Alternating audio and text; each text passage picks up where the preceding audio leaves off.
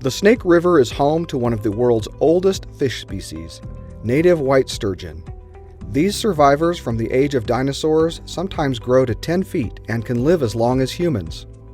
Sturgeon are just really cool fish. They are long-lived and slow reproducing, so they're kind of unique in that sense. Unlike other fish who can reproduce every year and have population turnover fairly quickly, sturgeon are very different in that sense. I also really like prehistoric fish, and since they're relatively unchanged for 10,000 years, which is pretty cool. And I like how big they get. There's still a lot we don't know about these fish, which is why Idaho Power conducts regular surveys of sturgeon in the Snake River. Brandon Bentz has been working with sturgeon for more than 2 decades.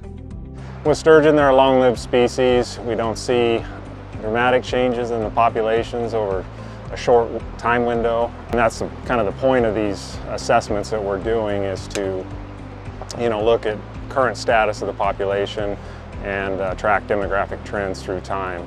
So yeah, we put out baited set lines as our primary collection gear to capture sturgeon. We mark them with a tag, collect additional fish metrics like length and weight. One of the primary purposes of mark recapture is to estimate abundance, so the population size. So depending on how many fish we mark relative to the number we recapture within the survey, we can come up with an abundance estimate. Tiny tags about the size of a grain of rice injected into the fish enable biologists to quickly determine if that fish has been captured previously and how its size and overall health have changed over time.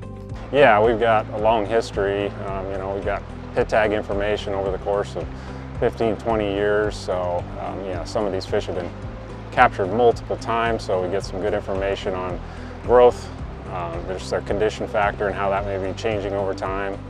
Monitoring these fish is part of Idaho Power's commitment to environmental stewardship, and it's also one of the company's requirements as it works toward a new long-term license to operate its 3 dams in Hells Canyon. This is a core wild population of white sturgeon, so it's important to the general public, and certainly important to the company and fisheries managers at the state and federal level and the tribal interests to assess the current status of it. And they're just pretty amazing critters, and I'm pretty lucky to get to work with them every day.